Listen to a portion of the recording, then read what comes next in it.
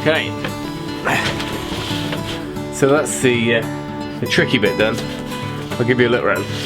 So if you've been with us from the beginning, you'll know that the top floor of the house was built to have 2 rooms in it and a landing. And for the last year and a half, 2 years, we've basically sealed it off, as you saw there, from the rest of the house, and just kind of accepted that it was a future project. But the future is now here, and I think we're going to start back on the project and see if we can get these rooms finished. When we moved here, this room was my office basically. It's good size, it's half the width of the house and about 4 meters that way. It's about 4 by 4 meters. Nice tall ceilings up here as well, so it's a really usable room. I put all of my desks and everything up here, and it had some horrible like textured polystyrene wallpaper and all sorts going on, but it was a usable space, so you know, that was all I needed. And on the other side we used it like a storeroom, basically a junk room, a loft.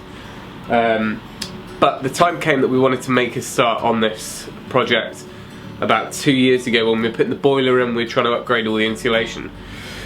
So that was where all the hard work started, and I'll show you the next video I put up, or one of the next videos I put up. I will dig out all the old footage from that horrible week from when I started it.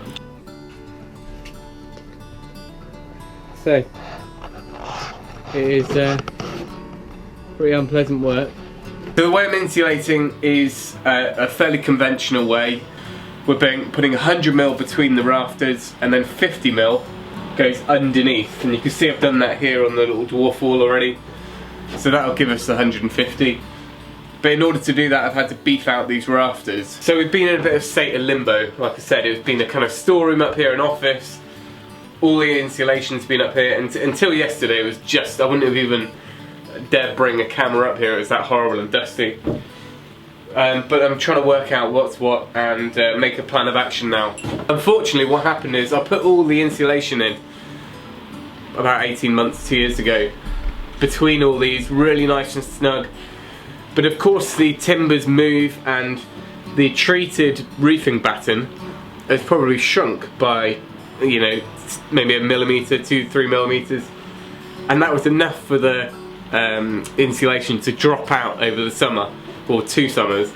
So I came up here, and every time I came up there was more that had fallen down. I'm going to have to spend about a day going through, you know, these big stacks of insulation that have been cut and work out which goes where, which is a bit of a pain. But once they're in, that underside of insulation will go on, and that will hold everything up. It's just because I didn't get to that stage that everything fell down.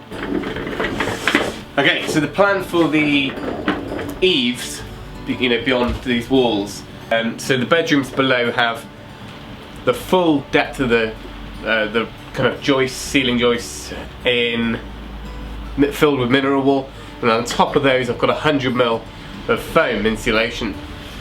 But what I want to do is, on top of that, I'm going to board out, screwing down through, so basically create an insulated deck in there, which will give us loads of storage. Then go back to the kind of the eaves, right down to the guttering, is about 8 foot. So we gain quite a bit of storage there. And in order to do that, I'm going to take out one of these on each side of each room, create a nice insulated hatch there that we can gain access in there. So this section here is like the landing.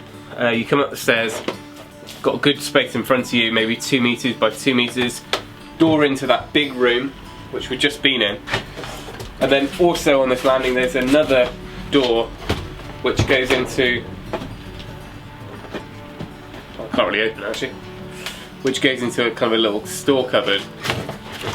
What I'm planning to do is convert that into the toilet, so we've got a nice small washroom up here, and I've got the plumbing that I can bring up for that. Okay, so rather than board out all of the walls that go all the way along and lose the eave space completely to storage, I've decided to open up this section here.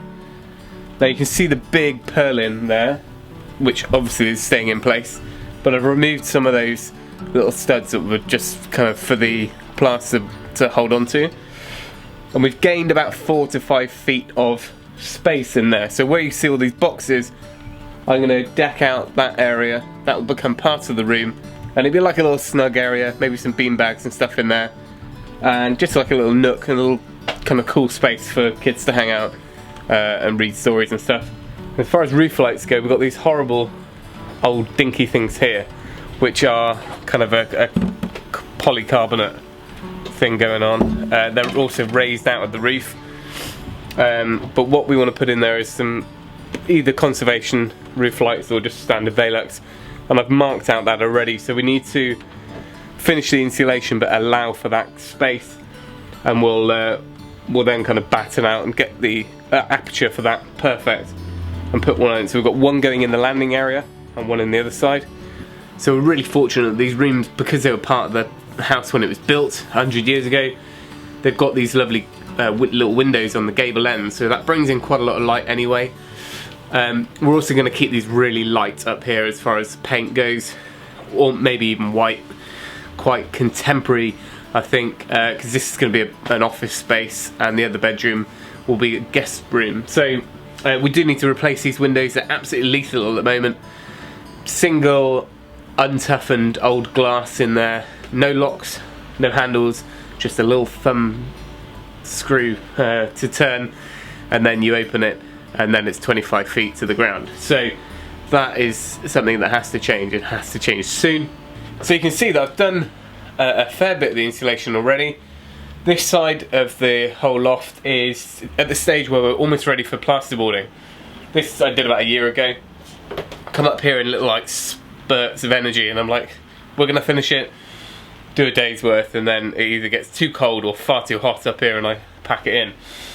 But this is where we want to get to. Nice silver face over all of the walls and ceilings, and then we'll tape up all the joins, and like I said, we'll look at that in the insulation video as we work through it. Last few things to point out: there's a stud wall here, which is the old lath and plaster. I'm going to leave that in place. I'll probably oversheet it with some 9.5mm just to kind of strengthen it. There's a bit missing up there, and there used to be a doorway here, but what I wanted to create this sort of L-shape open plan. It's kind of feel to this room, so I've taken out half of the wall, and if we wanted to turn this back into a bedroom in the future, we could separate that off, screen it off, or put a bifold or another door back in there. But for now, I'm going to board it out, leave it into this L shape so the landing flows through into this office. The stone walls on the end are obviously something I need to look at. I'm in two minds how to play that. They're uninsulated. Everything else is going to be really high, high spec insulation, and then we're going to have these whopping great cold solid stone walls. So one thought was to batten off or stud off here and insulate with the same amount, so we've got kind of an insulated wall. What that can cause is this wall to become super cold because it's outside of the insulation, which is not good as far as, interstitial condensation forming on there, which could kind of come up from downstairs and areas where the walls aren't insulated, and it would make this non-breathable. My other thought was just leave it as it is, or we'll patch where it's needed with some limelight renovation plaster, skim it all, and just accept that that's like the rest of the house, that's just a solid stone wall.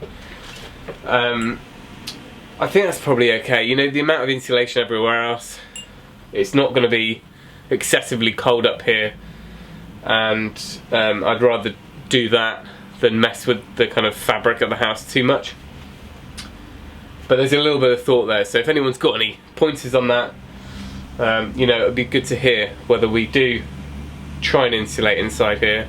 Obviously we could start using breathable insulation and all sorts, but we're on a low budget now for this project, so I think we'll probably end up patching and painting as it is. I did have another thought, which was just drop the whole lot off, so we've got a nice stone wall like we did in the bathroom, and whitewash it and kind of make a feature of it. In here will be there'll probably be a wooden lintel as well. So that's another option. So they're the three ways we could go. So let me know if you've got any points of view on those. So I thought I'd just show you into the storage areas, the eaves of the house. You can see here they're the 100mm insulation boards I mentioned. I think that's going to be nice in there when that's boarded out and carpeted. We're going to gain about 32 square meters of storage. This tea is pretty cold now. It takes so long to film these things. One thing I didn't mention is we need to run power up here. I've stripped out all the old cables, and since the rewire was done, all of that, the old stuff is dead. So we're going to need to bring up a new ring main for sockets, especially having the office over there. We need loads of power up here. And then just some simple lighting. Hopefully the natural light's going to be good up here, so I'm not going to overdo it on the lighting, but there'll need to be one in the bathroom and an extractor, and then lighting to both of the big rooms. This isn't really a loft conversion as such because the rooms were already here when the house was built, but it's very similar concept of insulating. We're back to the bare rafters anyway, so as far as that goes, this is very much the same as how a loft conversion would happen. The only thing we haven't got to do is put in a staircase, and we haven't got to like beef up the floor joists or anything like that, or put in any steels, because these are proper kind of 8-inch floor joists anyway. So there's a little intro to the project. I hope you can join us for the videos that are going to come out of this. If you haven't subscribed, you can do so by clicking the button below. And if you have, well, keep following us. Give us a thumbs up if you enjoy the videos. Comment below if you've got tips, advice, questions. We're always happy to kind of get back to people on their comments. But that's it. So remember, if you can, do it yourself, and we'll see you in the next video.